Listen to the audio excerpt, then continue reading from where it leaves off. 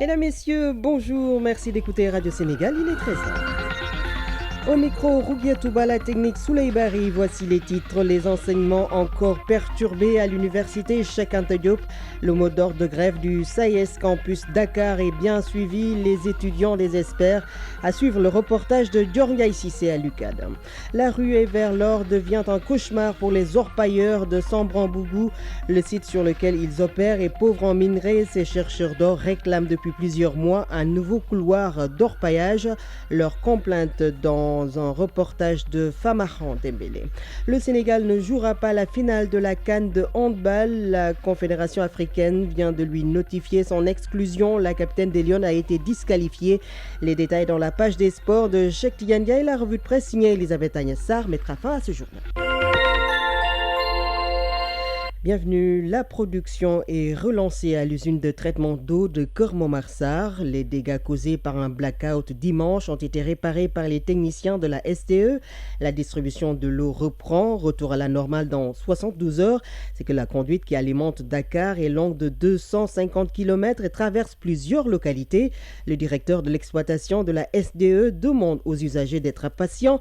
Diriba est joint par Mamadou Dior. La panne, comme vous le dites, l'incident, comme nous le disons, a été pris en charge totalement et réparé depuis à 14 heures. À partir de ce moment, le protocole de remise en eau des installations a démarré. Il s'est très bien passé jusqu'à 13 ans et aujourd'hui, nous avons presque 75% déjà des installations de Keur-Momar-Sarr qui sont remises à pleine capacité. Nous accompagnons maintenant le processus dans le réseau de distribution jusqu'à ce que tout le monde retrouve la situation normale. Et ce sera quand? Ça va arriver à Dakar quand par exemple? C'est un système assez long et complexe. Il fait 250 km. Il y a beaucoup de villages et de villes sur le système, de Louga à Pout, Sébi-Khotan, Diamniadio, Rufisque, tout ça c'est du service en route. Nous savons ce qu'il faut faire en termes de manœuvre, en termes de purge pour raccourcir au maximum ce délai et nous sommes attelés à ça depuis hier. Exactement, vous ne pouvez pas nous dire quand est-ce que ça va arriver à Dakar? Habituellement, nous avons déjà une bonne expérience de cette situation. Habituellement, ça prend à peu près 72 heures pour un retour à la situation d'avant.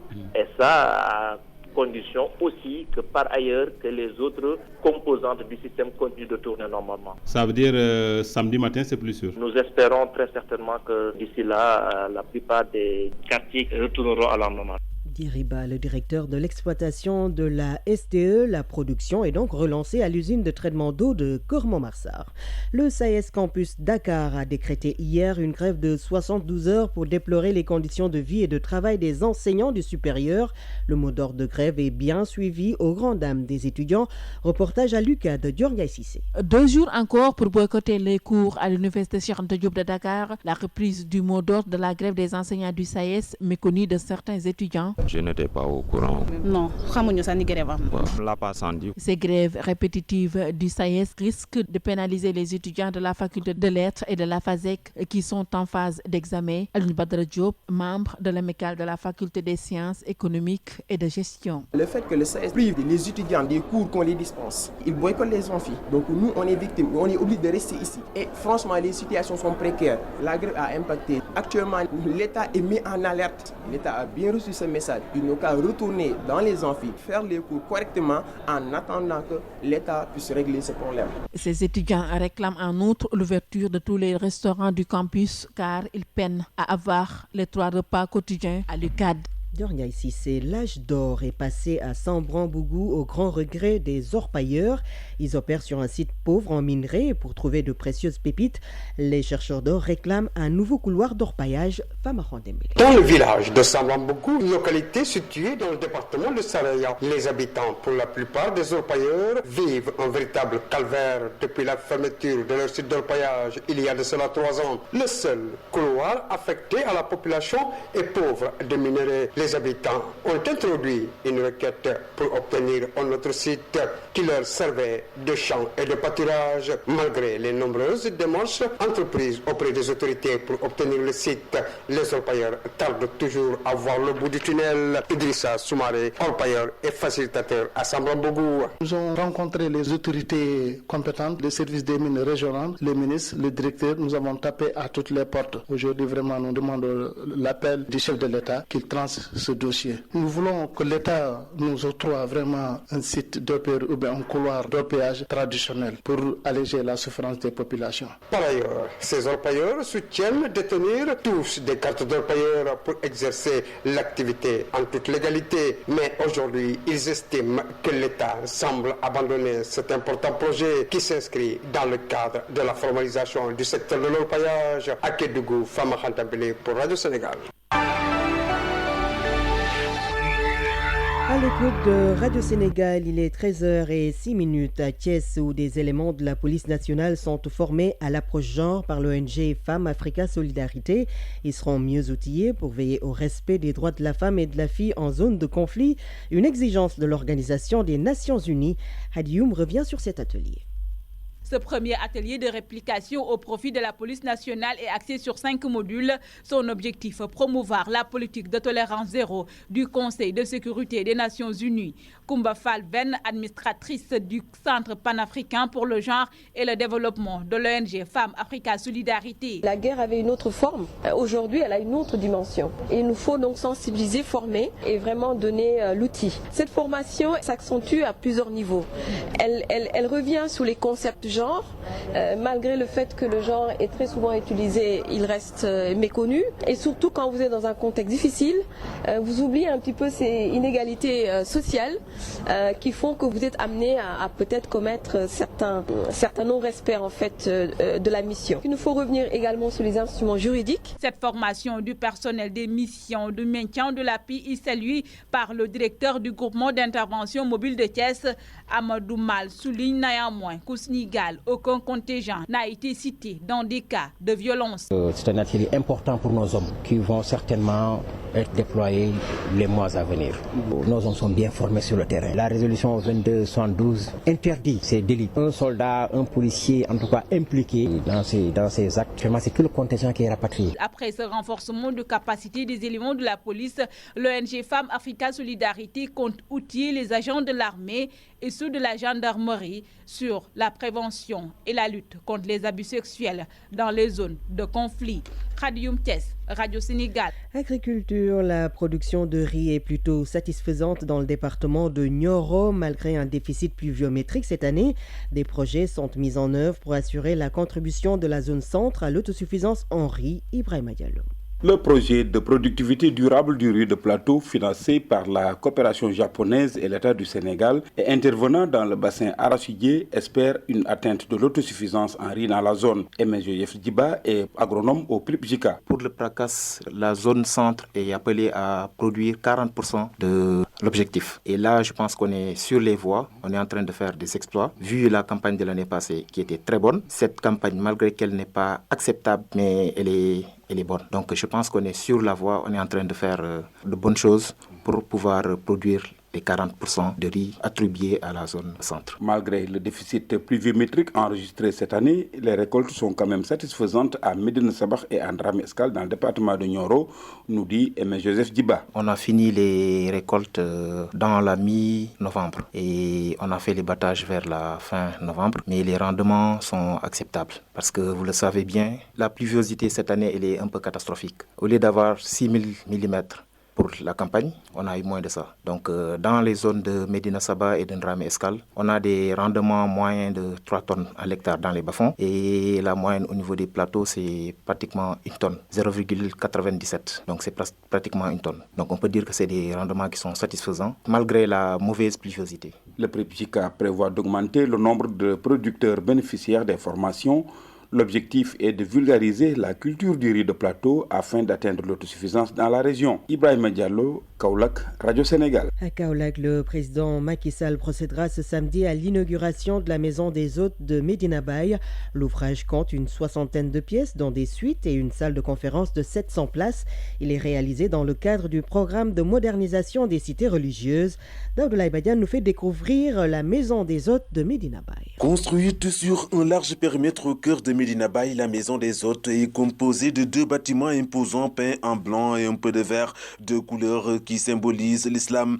L'infrastructure, un des projets phares du Khalif, devient un début de solution aux difficultés liées à l'hébergement pendant le Gamou. Pape Abdoulaye Diop, représentant de l'entreprise La Sénégalaise du bâtiment et du commerce chargé des travaux. Ce projet est composé de chambres des hôtes, un bâtiment avec 64 pièces, dont 6 suites présidentielles, et une résidence aussi appelée résidence des VIP, composée de 4 suites présidentielles, 4 salons, 2 salles de séminaire et 2 salles de réunion, plus une salle de conférence de 700 places. Sur les lieux, à quelques jours de l'inauguration de la Maison des Hôtes par le président Macky Sall, tout est presque fin prêt. Les ouvriers à pied d'œuvre font les dernières retouches. Tout doit être nickel d'ici le jour J, informe Pape Abdoulaye Diop. Le projet est fini, juste seulement on est sur la phase aménagement, équipement des chambres, des suites et mise en place de la sono et de la vidéoconférence. Donc on sera au top, tout sera fini. Une mission équipement venue de la présidence a même fini l'installation du matériel pour le confort des hôtes. Le joyau, construit sur l'initiative de Cheikh Ahmed Tidiane Ibrahima Niasse, Khalif de Medina Baye, a bénéficié des réalisations de l'État à hauteur d'un peu plus d'1 milliard de nos francs, et cela entre dans le cadre de la politique de modernisation des cités religieuses. Medina Baye va donc dérouler le tapis et réserver un accueil chaleureux à son hôte de marque, le chef de l'État Macky Sall, attendu ici le samedi. Daouda Laye Badiane, Kaolack, Radio Sénégal. Le monde bouge et vous devez le savoir. C'est pourquoi Radio Sénégal vous tient informé des faits, gestes et paroles qui impactent la marche du monde. C'est géo, c'est politique et c'est international. 2 gardes maliens ont été blessés dans l'attaque d'une prison au centre du pays. Selon des témoins sur place, la prison de Nyono a été prise d'assaut la nuit dernière par des individus armés. Les Ghanéens votent aujourd'hui pour élire leur prochain président. Ils feront également le choix des 275 nouveaux députés qui vont siéger au Parlement. L'équipe qui représente Charles Blé Goudé devant la Cour pénale internationale s'est étoffée. L'ancien ministre ivoirien de la jeunesse jugé à La Haye pour crimes contre l'humanité a engagé une nouvelle avocate, la Camerounaise, qui a été agréée au tribunal pénal international depuis 1997. Au moins 97 personnes ont péri dans un séisme qui a frappé ce matin une province indonésienne à la pointe nord de Sumatra. Cette province a déjà été durement éprouvée en 2004 par un tsunami meurtrier.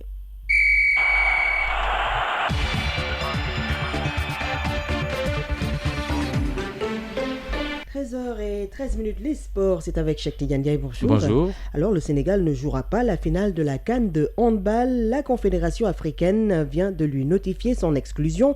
La capitaine des Lions a été disqualifiée. Le Sénégal, donc, qui est exclu par le jury d'appel de la Confédération africaine de handball suite à un appel formulé par la Tunisie sur la joueuse Ndoundou Kamara. La Fédération sénégalaise de handball est en train de se réunir actuellement à l'hôtel où logent les Lions à Luanda pour déposer un recours parce qu'elle juge qu'il n'y a pas eu de première instance et que la joueuse Ndoundou Kamara a déjà joué beaucoup de compétitions internationales validées par la Confédération africaine. Je propose d'écouter le chargé de communication de la Fédération sénégalaise de handball qui est actuellement à Luanda, Sambou Biagui. Un complot sportif parce que tout simplement, il ne peut pas y avoir de jury d'appel alors qu'il n'y a pas une première instance. Il y a vice forme, la procédure n'a pas été respectée parce qu'avant le jury d'appel, il doit y avoir une première instance. Et cette première instance, au niveau de la Tunisie, comme au niveau du Sénégal, comme au niveau de la Confédération, il n'y a pas eu de PV. Alors, s'il n'y a pas eu de PV concernant la première instance, ça veut dire qu'il ne peut pas y avoir de jury d'appel. Alors, l'affaire proprement dit, toutes les équipes déposent leur liste au niveau de la Confédération. Le Sénégal a fait autant, a déposé la liste de ses joueuses et la Confédération a confirmé la participation des joueuses à ces compétitions internationales. Et le cas d'Oundou, proprement dit, c'était depuis 2015, ici même à Luanda, à l'occasion du tournoi qualificatif aux Jeux Olympiques. La fédération avait introduit donc le dossier de Dungu et la Confédération avait validé sa participation et avait joué avec le Sénégal ici à Luanda et avait joué contre la Tunisie. Si aujourd'hui on revient ici pour dire et attendre jusqu'à 12h de Luanda, c'est-à-dire 11h à Dakar. Attendre à cette heure-là pour sortir un PV pour dire que c'est un jury d'appel qui disqualifie le Sénégal, qui exclut plutôt le Sénégal et disqualifie Dungu Camara, nous pensons tout simplement que c'est un complot sportif. Mais la fédération ne va pas se laisser faire. Nous allons déposer dans un instant un recours au niveau de la Confédération africaine de handball. Pour le moment, nous sommes en réunion d'urgence et nous allons étudier tout ça et nous sommes en train de formuler le recours parce qu'il y a un problème de procédure qui s'est posé au niveau du jury d'appel de la Confédération africaine de handball. Sambou Biagui, le chargé de communication de la Fédération sénégalaise de handball qui se trouve présentement à Luanda, et le Sénégal donc exclu de la finale de ce soir contre l'Angola, et c'est la Tunisie donc qui a eu gain de cause suite à un appel formulé, et c'est la Fédération sénégalaise qui dit tout simplement qu'il n'y a même pas eu de première instance avant cet appel. Sûrement que le ministre des Sports, qui est actuellement face aux députés à l'Assemblée nationale, a été mis au courant, et c'est Benoît Badiane qui est sur place. Benoît, bonjour. Bonjour, cher Tidiane Ndiaye. Benoît, la nouvelle, sûrement qu'elle est connue déjà à l'Assemblée. Tout à fait. C'est l'honorable député Boubacar Diaye qui a donné l'information, la disqualification des Lions du Hand de la finale de la CAN féminine de cet après-midi contre l'Angola. Mais avant lui, cher Tidiane, presque tous les députés ont pris la parole, faute d'être au courant, ont félicité, magnifié le parcours des Lions du Sénégal, tout en souhaitant une victoire de cet après-midi. Hélas, on va dire encore une fois, on a décidé, la Confédération africaine de handball, après l'appel de la Tunisie, battue par le Sénégal, il faut rappeler, en demi-finale, donc un appel sur la joueuse Dundu Camara. Il y a même certains députés qui ont demandé au ministre de s'informer davantage et de sévir parce que il y a une légèreté quelque part, et à ce stade de la compétition, il n'est pas toléré, c'est des fautes aussi graves. Donc la réaction du ministre Matarba, ministre des Sports, est ainsi vivement attendue à l'hémicycle tout à l'heure, puisque tout simplement ce sont les députés qui continuent à interpeller le ministre sur le budget 2017 de son département, des interpellations axées surtout sur les infrastructures, la réhabilitation notamment du CNEPS de Thiès, l'arène nationale, les travaux de l'arène nationale. Certains même députés ont dit au ministre qu'ils sont satisfaits de l'état d'exécution des travaux de l'arène nationale, et aussi ils demandent au ministre d'accélérer les travaux de construction et de réhabilitation d'infrastructures sportives sur l'étendue du territoire national. Et concernant le palais des sports de Diamniadio ou bien Dakar Arena, quel est le niveau de réalisation et à quand l'inauguration donc de ce palais de sport de Diamniadio, parce que le délai était de 15 mois. Les députés demandent à être fixés par le ministre des Sports Matarba, sans doute qui va apporter beaucoup de réponses concernant surtout cette disqualification des Lions du Hand de la finale de cet après-midi. Et retenez, cher Ndiaye, que le budget 2017 du ministère des Sports est arrêté à la somme de 17 596 318 640 francs CFA contre 9 917 172 840 francs CFA, soit une augmentation de plus de 7 milliards de francs CFA. Et Ndiaye, les sportifs attendent toujours le 1% donc sur le budget national. Il faut rappeler que ce budget de 2017 est de 0,52% sur le budget national, Ndiaye. Voilà, Benoît Badiane, un budget qui a donc connu une hausse puisqu'il y a beaucoup de Coupes d'Afrique en vue en 2017. Et puis nous parlons de basketball avec la 3e journée du National 1 féminin à Thiès aujourd'hui dans la poule B. Don Bosco, Union Sportive de Ouakam, Mbour Basket Club Jeanne d'Arc dans la poule A au Stadium Marius Ndiaye. À partir de 18h, Duc Djaraf. Chez les garçons, c'est également la 3e journée. 16h30, AS Thiès Saint-Louis Basket Club à Thiès. À 18h, US Mboro Rai, c'est toujours à Thiès au Stadium Marius Ndiaye. 17h, Sibak Saltigué. Et à Louga, 16h30, Louga Basket Club contre la Jeanne d'Arc. Et puis nous terminons par la 6e journée de la Ligue européenne des champions. Les 8 derniers matchs de ce soir, Leverkusen Monaco, Tottenham qui fait face au CSKA Moscou, Real Madrid Dortmund, Legia Varsovie contre Sporting Portugal, Bruges qui joue contre Copenhague, Porto Leicester, Lyon contre Séville, la Juventus de Turin qui jouera contre le Dynamo Zagreb. Hier, le FC Barcelone s'est facilement imposé contre Mönchengladbach 4-0 dans le groupe C. Manchester City a confirmé ses difficultés du moment en étant tenu en échec par Celtic Glasgow à domicile 1 but partout.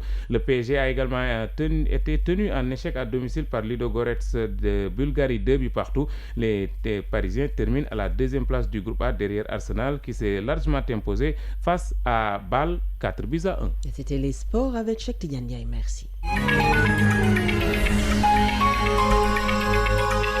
À présent, la revue de presse est avec Elisabeth Agnès. La clôture hier du 3e forum sur la paix et la sécurité en Afrique ce matin à la une d'une bonne partie de la presse. Les travaux, rapportent ce matin Le Soleil, ont été clôturés par un panel qui a regroupé les chefs d'État et de gouvernement présents à Dakar. Et souligne Le Soleil, le chef de l'État lors des travaux plaidait pour une réponse globale contre la radicalisation. Pour cela, poursuit l'Astre national, le président Macky Sall a relevé l'impérieuse nécessité de promouvoir l'échange d'informations entre services de sécurité des différents pays. Parce que comme le relève ce matin Vox Populi, reprenant le tout nouveau chef d'état-major général des armées présent au forum, la menace persiste et le Sénégal présente des vulnérabilités du fait de sa place sur l'échiquier international et de sa proximité avec les pays victimes de ces attentats. En outre, poursuit le général de corps dans les colonnes de Sud Quotidien, des Sénégalais en combattu en Syrie ou d'autres pris au piège de l'immigration en Libye pourraient être enrôlés par les djihadistes et revenir au pays pour mettre en pratique leur savoir-faire déjà acquis. Se poursuit le journal du groupe Sud Communication, comme ce groupe de Sénégalais dirigé par un certain Johane qui a pu bénéficier d'une formation de Boko Haram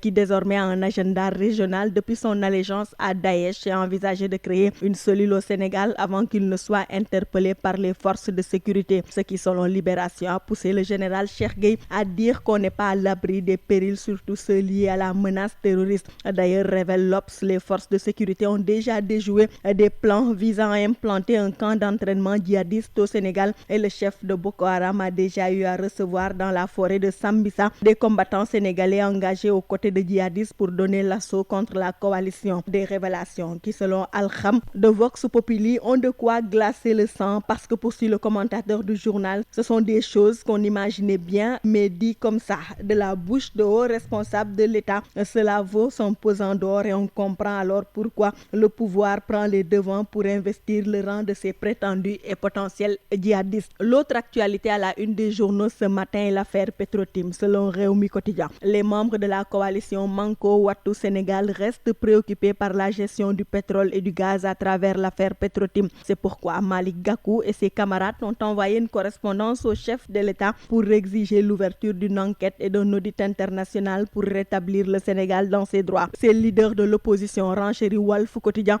veulent savoir pourquoi le gouvernement continue à prolonger le contrat de recherche tout en sachant que Petrotim et sa maison mère Petroasia n'ont pas honoré leurs engagements, mais aussi pourquoi l'État a renoncé à 2 reprises à exercer son droit de préemption, si bien que Timis Corporation se retrouve aujourd'hui avec 30%. Pour cela, relève le quotidien du groupe Walfadjri, le Front Manko Wattu Sénégal demande au président Macky Sall de donner sous serment son avis sur cette affaire que l'opposition qualifie de nébuleuse. Mais au-delà de ces considérations, souligne la Tribune qui a aussi repris le communiqué, le Front veut être édifié sur les autres actionnaires de Timis Corporation puisque Franck Timis lui-même a affirmé ne détenir que 30% des parts. Ce qui fait dire à l'enquête que les questions que se pose le Front Manko Wattu Sénégal sont multiples puisque les camarades de Gakou veulent aussi savoir si le gouvernement a défendu au mieux les intérêts du peuple sénégalais dans ce dossier. En tout cas, souligne l'enquête, les leaders de Wattu Sénégal estiment que les Sénégalais ne comprendraient pas que le chef de l'État demeure sans réaction en dépit des nombreuses informations communiquées dans cette affaire qui, selon le Front, n'a pas fini de livrer tous ses secrets. 13h24, c'est la fin de ce journal. Le rappel de cette information, le Sénégal ne jouera pas la finale de la CAN de handball contre l'Angola.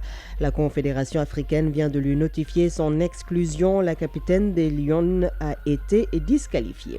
Merci à l'équipe de ce 13h, à la réalisation François-Xavier Thiaw et Marianne Jay, à la technique RSI Souley Bari National Ousmane Ba. Mesdames, Messieurs, merci de votre attention.